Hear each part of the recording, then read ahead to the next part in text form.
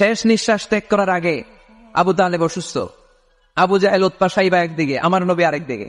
আমার প্রিয় নবী বললেন, চাচা, আজীবন আপনি ছাতার মতো আমাকে আশ্রয় দিয়েছেন, আজীবন আপনি বাবার মতো কোলে পিঠে করে মানুষ করেছেন, একবার শুধু আমার কানে কানে বলেন লা ইলাহা ইল্লাল্লাহ মুহাম্মাদুর, বাকিটা আমি আল্লাহর সাথে বুঝে নেব।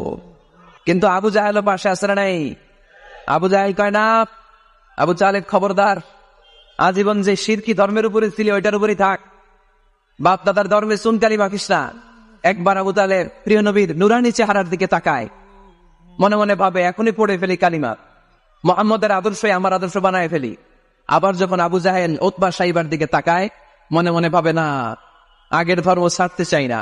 এই দোটানা অবস্থা থেকে শেষ নিঃশ্বাস ত্যাগ করার আগে আবু তালেব এটা বলে মারা গিয়েছে, আলা মিল্লাতি আব্দুল মুত্তালিব, আমি আব্দুল মুত্তালিবের শিরকি ধর্মের উপর থেকে শেষ নিঃশ্বাস ত্যাগ করলাম।